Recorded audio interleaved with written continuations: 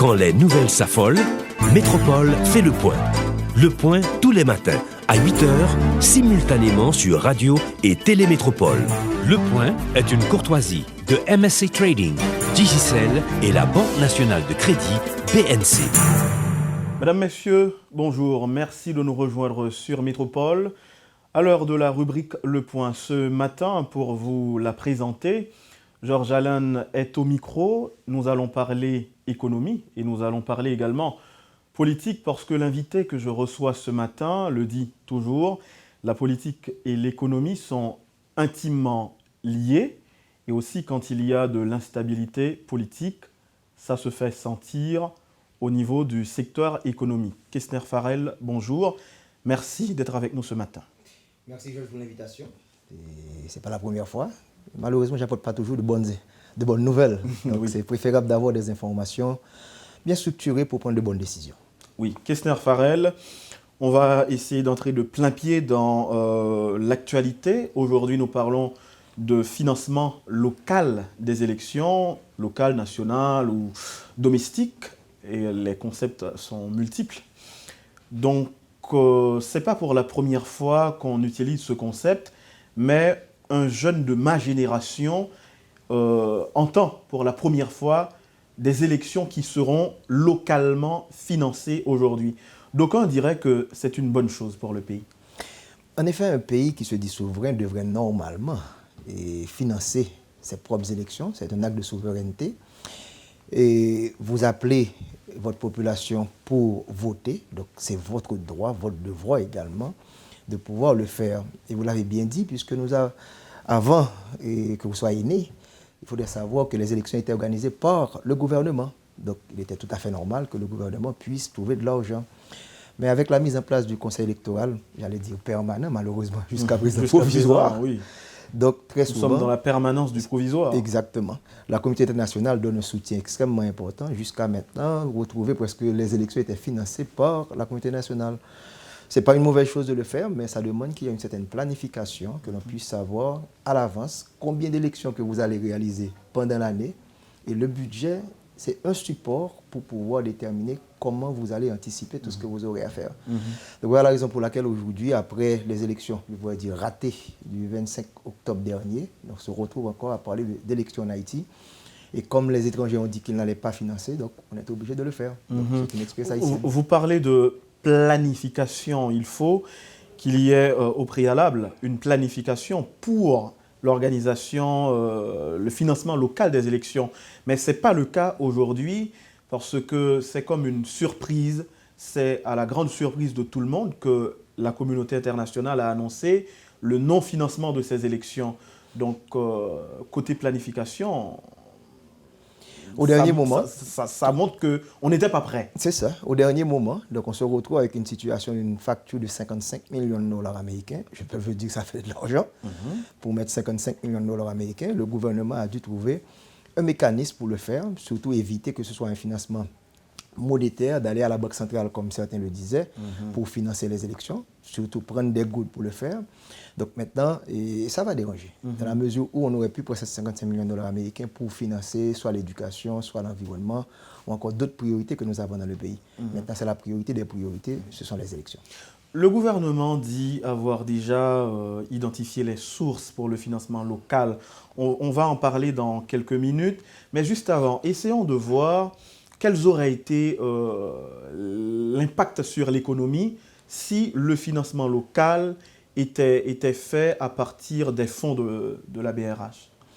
Là, il y a deux possibilités. La Banque centrale aurait pu prendre des gouttes pour financer, donc ça aurait un financement monétaire, donc la monétisation, ça aurait créé un certain déficit parce que ce n'était pas prévu. La Banque centrale aurait pu également prendre une partie des réserves nettes de change du pays. Donc le pays dispose d'un montant de quelques 800 millions de dollars américains de réserves. Ce sont des fonds mis en place s'il y a un dérapage par rapport et de dollars par rapport à la gourde. Donc pour que l'on puisse stabiliser tout ça. Donc c'est une arme extrêmement importante pour la Banque centrale. Donc si on devait retirer 55 millions de dollars américains, on serait peut-être en dessous de la barre de 700 millions de dollars américains. Mais techniquement, il faut avoir 3 mois d'importation au niveau des réserves nettes de change.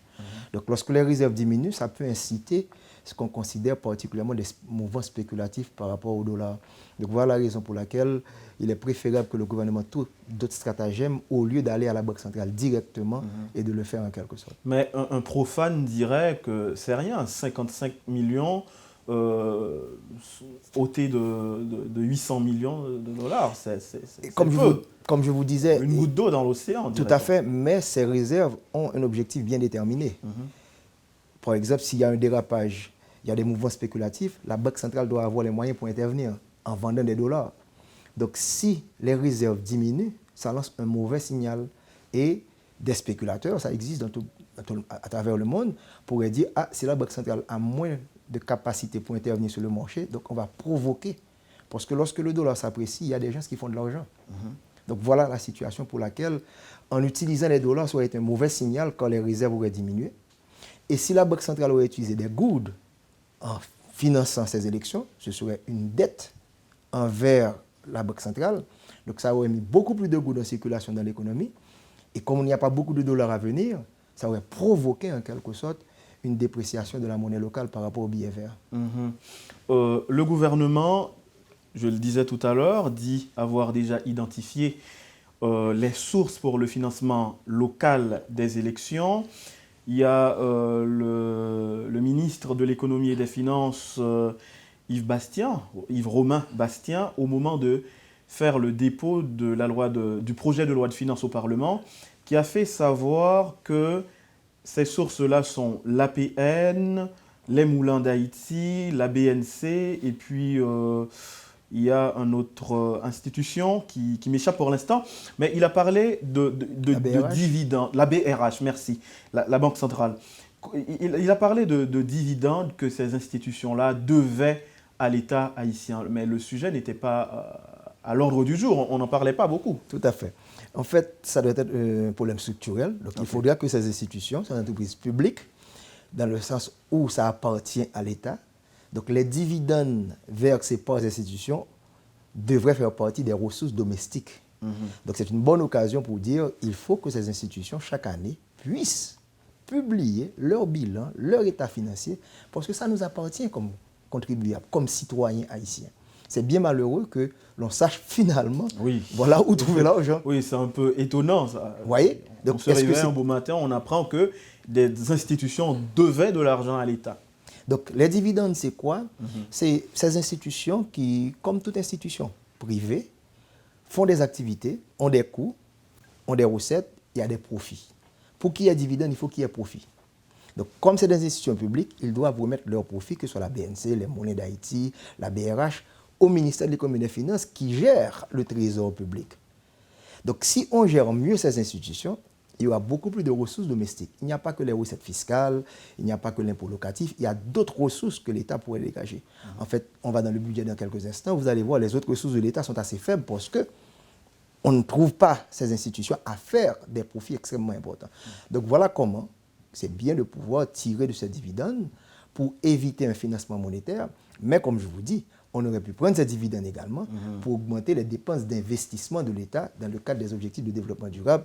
J'en aurai à en parler d'ici quelques instants. On voit que les sommes sont plus ou moins énormes ou énormes tout court. Par exemple, en termes de dividendes, l'APN, l'autorité portuaire nationale, devra verser à l'État haïtien un montant de 5 millions de dollars américains, la Banque centrale 127 millions de gourdes, la BNC 72 millions de gourdes, les Moulins d'Haïti 180 millions de gourdes. Comment expliquer c'est une dette cumulée sur plusieurs années? C'est la raison pour laquelle je dis qu'il faudrait donner des informations beaucoup plus pertinentes, publier le bilan, les états financiers pour qu'on puisse savoir est-ce que ce sont des profits qui ont permis d'avoir ces dividendes ou encore est-ce une partie des revenus de ces institutions. On a droit à avoir cette information. Donc voilà la raison pour laquelle il faut que l'on puisse publier, qu'on puisse savoir comment interpréter. Est-ce que ce sont des revenus? On est en train de tirer des fonds, des revenus ou encore des profits. J'espère que ce sont à partir des profits que ces dividendes sont dégagés. Ça évitera que la compagnie fasse partie à des problèmes extrêmement importants sur le plan financier. Donc il faudrait que l'on puisse avoir des informations financières pour bien déterminer est-ce que ce sont des profits ou encore des revenus. Il faut faire une différence entre un revenu et un profit. Le revenu, c'est ce que vous vendez, que vous obtenez, mais vous ne prenez pas en considération les coûts. Tandis que les profits, il faut retirer les coûts des revenus pour avoir les profits. Et ce qui reste donne lieu à des dividendes en quelque sorte. Alors, concernant l'APN, par exemple, on voit que l'APN devra verser à l'État 5 millions de dollars américains pour les élections. Est-ce que cette institution, en termes de prévision, de recettes, avait atteint les prévisions? Difficile de le dire pour le moment parce que je n'ai pas les résultats financiers de l'APN pour savoir, comme j'ai bien fait la différence entre les profits et les revenus. Mais comme ils ont dit, je leur donne un certain crédit, mais il faudra publier tout ça. Et c'est une occasion pour le ministre Bastien de mettre un peu de l'ordre dans la maison et que chaque année, qu'on sache exactement les entreprises publiques haïtiennes, sont-elles gérées de manière rationnelle? Est-ce que nous dégageons des profits? Est-ce qu'on arrive... Ce n'est pas une institution privée où on va maximiser les profits, mais il faut que l'on puisse avoir de la valeur ajoutée, comme on dit en économie, pour faire face aux problèmes de la situation. Les entreprises publiques haïtiennes font partie, je pourrais dire, de l'éventail d'activités que nous devons réaliser pour pouvoir dégager des ressources domestiques pour la population. Maintenant, voyons pour le budget, ou encore le projet de budget qui est chiffré à plus de 121 milliards de gourdes. Précis, c'est 121,9 milliards, donc on pourrait arrondir à 122 milliards de gourdes, qui est exactement le niveau qu'on avait l'année dernière lorsque le gouvernement Martelly-Paul déposait le budget au Parlement. Donc, ce qui veut dire que nous sommes au même niveau de budget, mais avec une population beaucoup plus grande. Je peux vous garantir que nous avons eu au moins 1,5% de croissance démographique. Donc, on a beaucoup plus d'invités à la table, mais avec les mêmes ressources en quelque sorte. Ça vous dit quelque chose. Et les 122 milliards de gourdes, en septembre 2015, on aurait dû diviser à moins de 60. Aujourd'hui, on doit diviser à 64 gourdes. Donc, les 122 milliards de gourdes, ça représente à peu près 2,2 milliards de dollars américains l'année dernière. Maintenant, ça représente seulement 1,9 milliard de dollars américains. Il faut toujours mettre de manière réelle. Donc, qui veut dire quoi? Nous avons beaucoup plus de bouches à nourrir, beaucoup plus d'enfants envoyés à l'école et les ressources ont diminué de manière réelle. Dois-je vous dire que la petite Jamaïque, 2,8 millions d'habitants, a un budget cette année de 5 milliards de dollars américains. La République dominicaine, avec la même population qu'Haïti, a un budget de plus de 10 milliards de dollars américains. Et voilà qu'Haïti se retrouve avec un budget de 1,9 milliard de dollars américains. Et des problèmes extrêmement importants, que ce soit l'instabilité politique qui nous empêche de satisfaire la population en quelque sorte. Kessner Farrell, on va observer une pause et au retour, on va continuer à parler du budget de la République. Il y a un point, vous allez garder la réponse pour le retour. Il y a un point que je n'arrive pas personnellement à saisir et j'espère qu'il y a aussi des auditeurs, des téléauditeurs qui n'arrivent pas à comprendre ce point spécifique. Lequel, aujourd'hui, le Parlement a sur sa table un budget rectificatif et voilà que nous parlons du budget 2016-2017. Comment expliquer cela? Je suis un peu perdu, moi, personnellement. Un budget rectificatif est sur le tapis. Comment le gouvernement s'organise pour ses dépenses alors qu'il y a un autre budget qui arrive qui n'est pas encore voté par le Parlement? Donc, on verra tout ça après la pause. Vous suivez, mesdames, messieurs, la rubrique Le Point de Radio et Télémétropole. Notre invité ce matin, Kessner Farrell, restez branchés sur Métropole, on revient après la pause. Le Point est une courtoisie de MSC Trading, Digicel et la Banque nationale de crédit BNC. Vous suivez, mesdames, messieurs, la rubrique Le Point de Radio et Télémétropole. Notre invité est toujours là avec nous, Kessner Farrell. Nous parlons économie 80% et puis 20% politique. Comme vous voulez. Oui, quand même. Dans le temps, on parlait d'économie politique. C'est à travers les années qu'on a dissocié ces deux sciences, mais ils sont totalement liés, à savoir l'économie et la politique. Oui, et en Haïti, nous faisons l'expérience. Ouais. Cette instabilité politique impacte gravement sur l'économie et nous sommes tous conscients. On parlait avant la pause de budget rectificatif et le budget 2016-2017 qui sont sur la table du Parlement. Comment le gouvernement s'organise pour ces dépenses? deux budgets, multiplication de budgets pour répéter votre propre terme en fait, coulisses. à un certain moment, les Haïtiens n'avaient pas compris l'importance du budget. Et je me rappelle, c'était peut-être à la fin des années 90 et on avait un budget pour 5 ans. Et je ne cesse de le répéter, lorsque dans un pays, vous utilisez un budget sur une période assez longue, c'est comme un enfant qui grandit et vous voulez conserver la même paire de chaussures. Parce que la population croît, Oui. il faut qu'il y ait des ressources financières pour résoudre les problèmes. Le gouvernement privé a pu réaliser un exploit en faisant 2 budgets, 2 projets de loi, parce que ce n'est pas des lois, 2 projets de loi en moins de 3 mois. Pourquoi? Parce que le gouvernement Martelly, on se rappelle très bien, avait déposé un budget au Parlement pour l'exercice fiscal 2015-2016. En arrivant au pouvoir en février, ce gouvernement se retrouvait dans une situation où on ne pouvait pas, à cause de la situation politique qui était très chaotique au cours du premier semestre, je pourrais dire octobre 2015 jusqu'à mars 2016, a dû faire un budget rectificatif qui a été déposé au Parlement. Donc on peut rectifier le budget tout au cours de l'année parce qu'on fait des prévisions, on n'a aucune garantie qu'on va obtenir. Évidemment. Donc en ce sens, le budget rectificatif a été déposé au Parlement. D'abord à la Chambre basse. Et vous savez la situation d'instabilité qu'il y a au niveau du Parlement. Donc on n'a pas ratifié, donc il n'y a pas de projet de loi accepté au Parlement pour le budget rectificatif. Entre-temps, en moins de 3 mois, ce gouvernement voulant maintenir ce qui a été fait pendant les dernières années, déposer le budget, comme c'est dit dans la Constitution, à la fin du mois de juin. Donc c'est le budget 2016-2017. Donc il y a au niveau du Parlement 2 budgets en discussion. Donc pour le rectificatif, c'est un peu trop tard puisque nous sommes déjà au mois d'août. Il ne reste que le mois de septembre, donc on n'aura pas de budget rectificatif. Donc ils vont travailler, on l'espère bien, ils auraient dû commencer à travailler sur le budget 2016-2017. Voilà comment expliquer tout cela. Maintenant, le gouvernement n'a pas le choix. On doit reconduire le budget, c'est ce que dit la Constitution.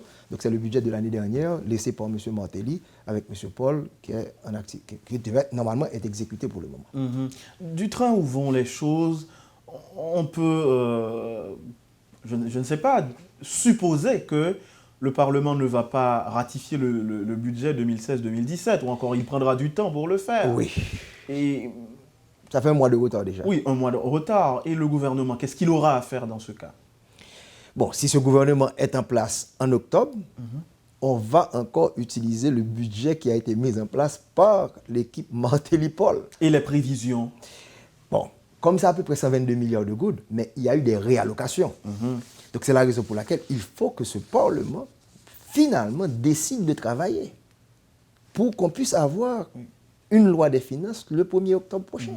Parce que quand j'évoque et les prévisions, c'est parce que les 55 millions de dollars qui équivalent à 55 millions de dollars américains pour les élections équivalent à 3 milliards 755 millions de gourdes.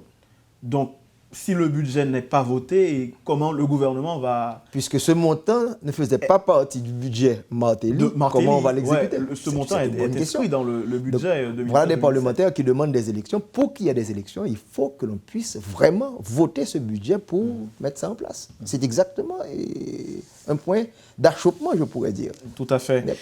Kessner Farrell, récemment, vous aviez dit que les perspectives ne sont pas réjouissantes avec un budget de 121 milliards de gourdes et un taux de croissance de 2,2%. Comment vous expliquez ce point? Bon, nous avons l'observatoire du système financier haïtien au niveau du groupe croissance et qu'est-ce qu'on fait? On prend les données du gouvernement, donc on suit tout ce qui se passe au niveau finances publiques.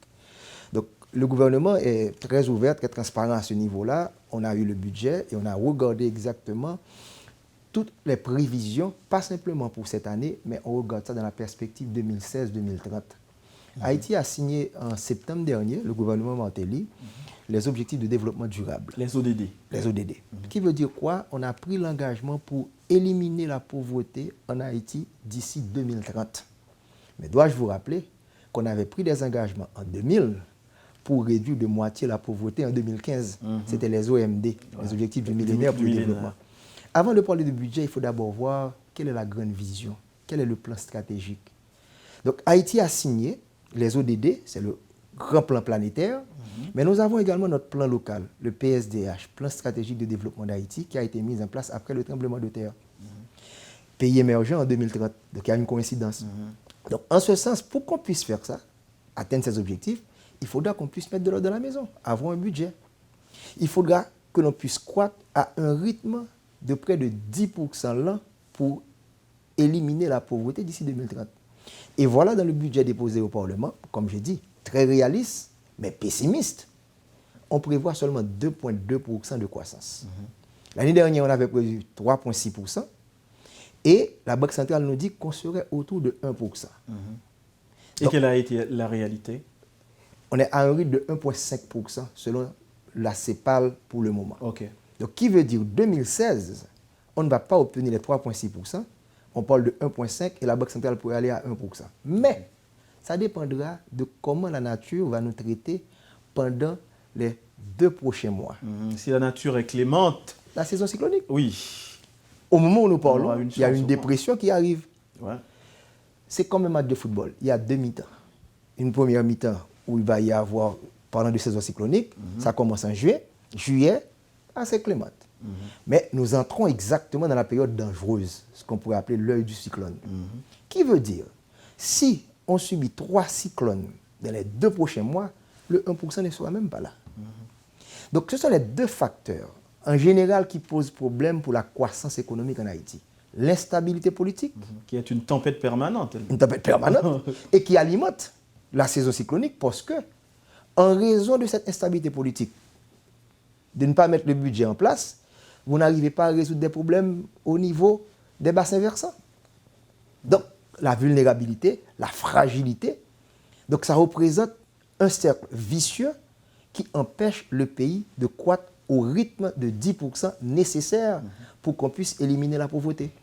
Donc voilà le grand danger où on pourrait ne pas avoir le même 1%, et comme on va croître quand même à 1,5% en termes démographiques, donc vous voyez le déséquilibre que ça va créer au niveau de l'économie haïtienne. Donc on prévoit pour 2016-2017 seulement 2,2% de croissance, avec une décroissance continue au niveau de l'agriculture, avec une très faible croissance au niveau de la construction, très faible croissance au niveau du commerce. Je parle des secteurs porteurs de l'économie haïtienne. Donc, qui veut dire, s'il n'y a pas de croissance dans ces secteurs, pour que le grand public puisse comprendre, il n'y aura pas d'emploi. Donc, le taux de chômage va augmenter. La pauvreté va s'accentuer. Et dans un pays où l'indice de Gini, ça sonne très fort, est de 0,62, qu'est-ce que ça veut dire en termes littéraires?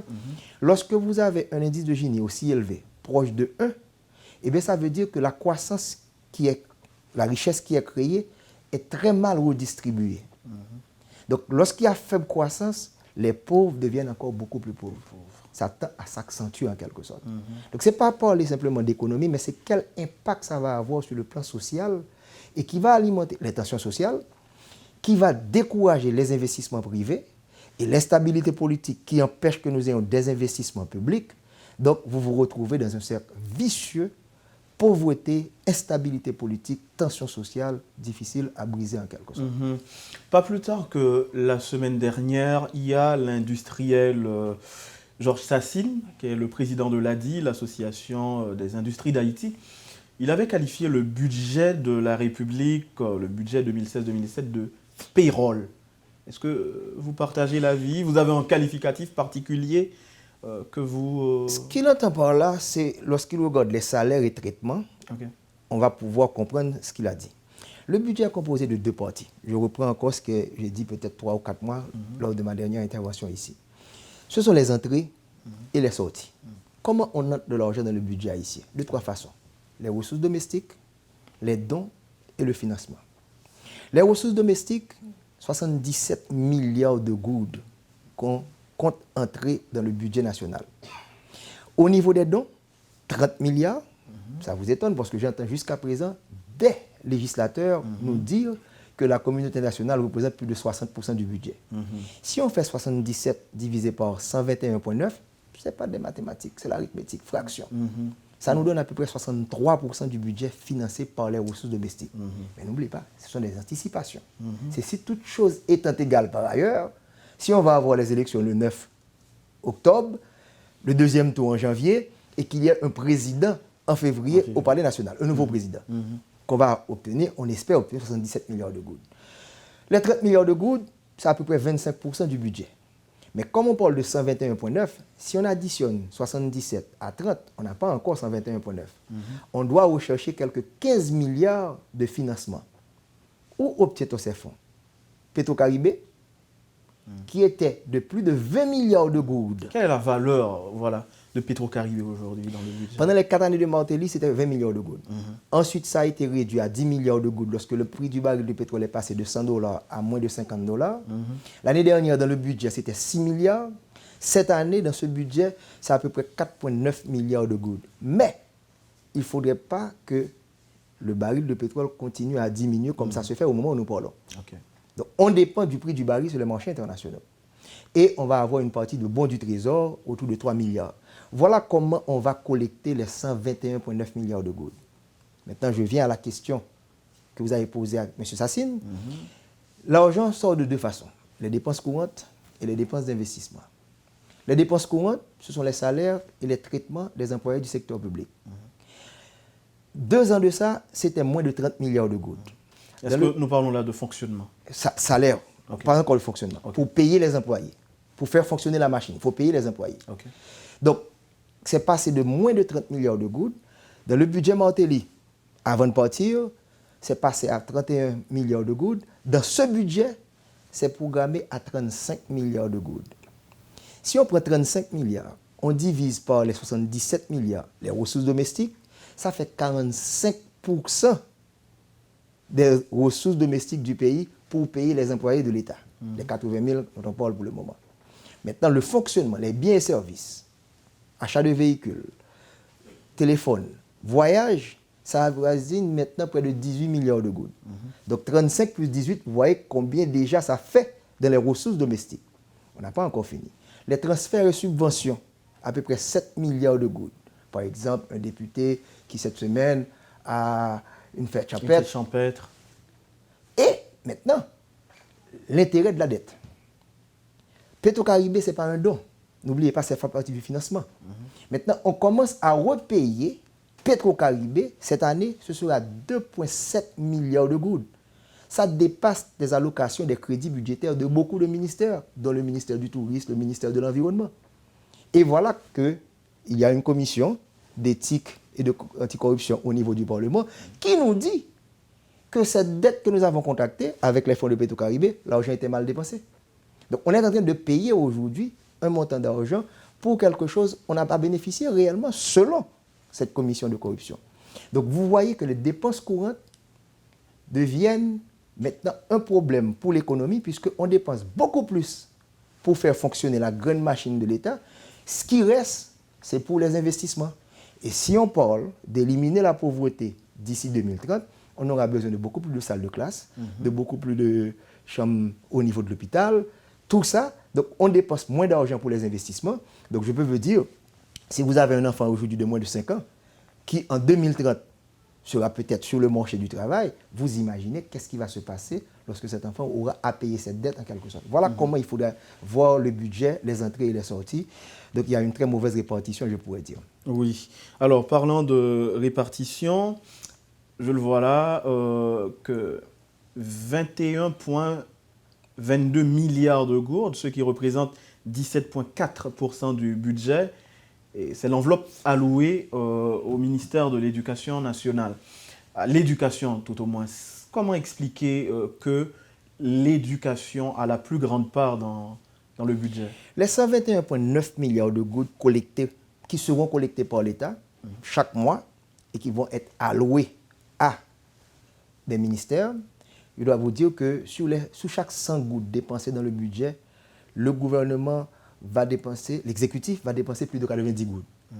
N'oubliez pas que c'est l'exécutif qui élabore le budget, doit avoir la ratification du Parlement, et c'est cet exécutif qui va dépenser l'argent à travers les institutions. Les 5 plus importants postes du budget. Numéro 1, vous venez de citer. C'est le ministère de l'Éducation nationale avec 21,2 milliards de gouttes. Numéro 1, depuis l'année dernière, lorsque le gouvernement Martelly a décidé de diminuer les crédits des allocations de TPTC. TPTC se retrouve en 2e position avec près de 18 milliards de gouttes. En 3e position, nous allons avoir le ministère de la Justice avec 10,7 milliards de gouttes. En quatrième position, nous avons le ministère de l'économie et des finances avec 8 milliards de gouttes.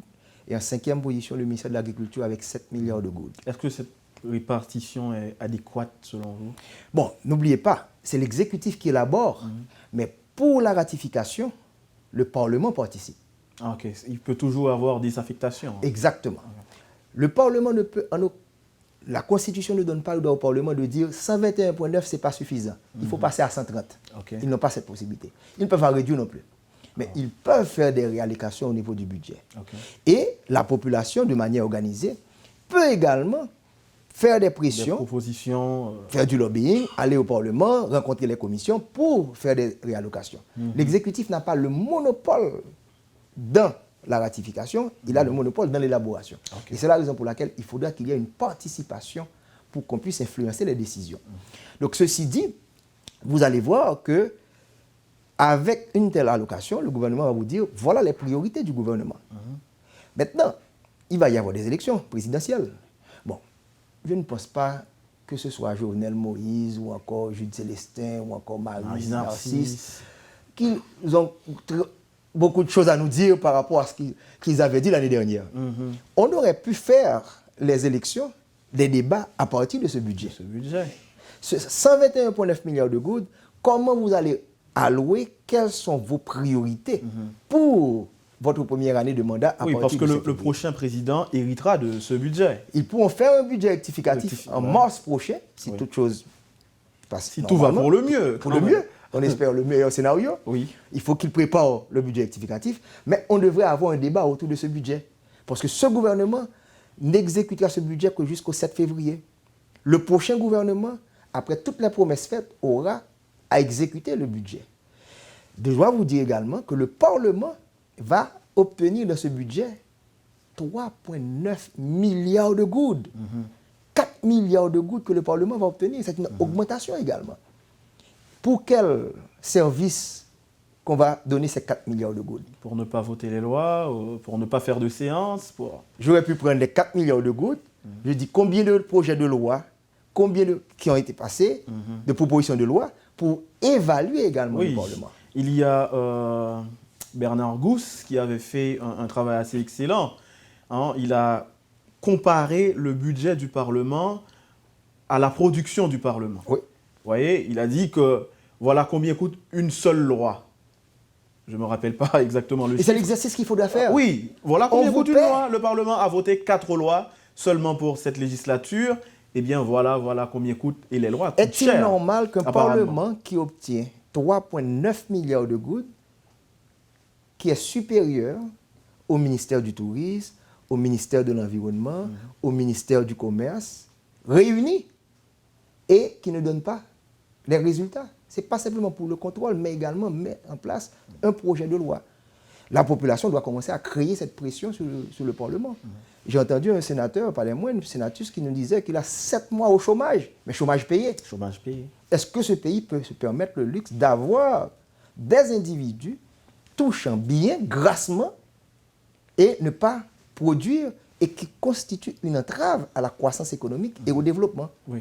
Alors, Kessner Farrell, nous allons mettre un terme à l'émission, mais la dernière question que je vais vous poser, c'est comment, en votre qualité d'économiste, vous voyez l'économie dans le contexte de transition? L'économie du pays dans un contexte de transition? Très difficile, dans la mesure où il y a une incertitude. On peut se poser la question maintenant, quel est le statut du président de la République? On peut poser des questions sur le Parlement. J'ai entendu également des questions sur la Cour supérieure des comptes. J'entends le travail qu'il doit réaliser, la Cour de cassation. Donc, dans tout pays, lorsque les institutions ne fonctionnent pas, on ne peut pas avoir des résultats. C'est une chaîne avec plusieurs maillons. La République dominicaine a eu des élections l'année dernière, ou du moins cette année, 15 mai. C'est fini, il commence à travailler. Ce matin, je lisais que la croissance économique prévue pour cette année en République dominicaine est de 7%. La construction, c'est le secteur porteur en République dominicaine. Le tourisme. On vient de publier une information qu'à 98% des ouvriers dans le secteur construction en République dominicaine, ce sont des Haïtiens. Le Nouvelliste qui a publié un article là-dessus. Vous voyez ce que je veux dire? Donc, si votre secteur construction va croître de seulement 0,1% pendant qu'ils ont une croissance très forte, vous voyez le mouvement migratoire. Donc ça va créer également des tensions puisque les ouvriers dominicains vont se sentir lésés. Donc vous voyez des chocs.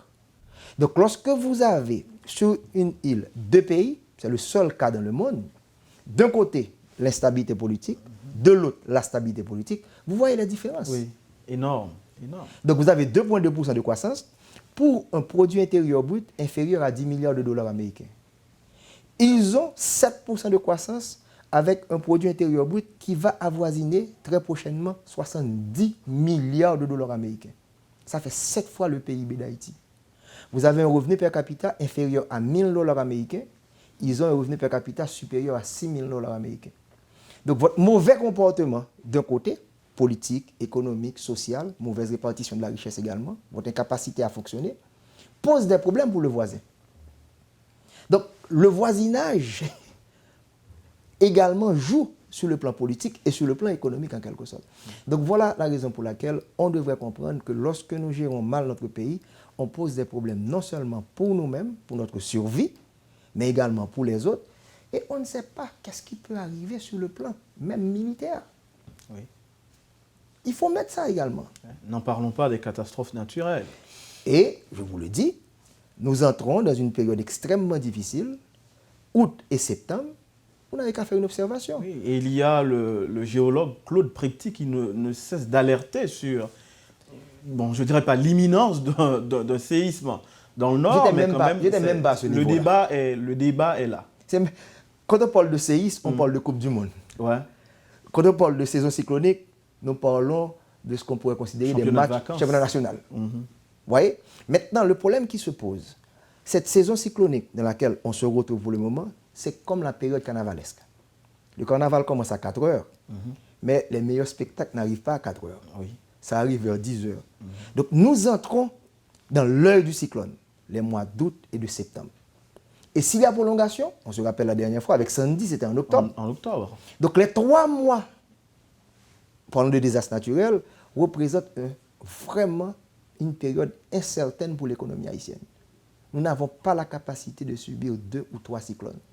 Si on le prend, il va y avoir une véritable catastrophe. Si on ajoute maintenant un tremblement de terre, un séisme au Cap haïtien, et dans la grande zone du Nord, ça, vraiment, c'est une situation extrêmement difficile. Voilà la raison pour laquelle il faudra interpeller les leaders, qu'ils soient politiques, économiques et sociaux, pour mettre fin à cette récréation qui a trop duré. Kessner Farel, merci. Merci bien. Vous avez suivi, mesdames, messieurs, la rubrique Le Point de Radio et Télémétropole. Notre invité, l'économiste Kessner Farel, avec qui on a fait le point sur l'économie. On a parlé de politique parce que 2 domaines intimement liés, pas de stabilité politique, pas de stabilité économique. Kessner Farel le dit souvent et moi je le reprends très très souvent également à chaque fois que j'ai l'occasion de recevoir l'économiste Kessner Farel. Restez branchés sur Métropole. Bonne journée. Merci Kessner. Quand les nouvelles s'affolent, Métropole fait le point. Le point tous les matins à 8h, simultanément sur Radio et Télémétropole. Le point est une courtoisie de MSC Trading, Digicel et la Banque nationale de crédit BNC.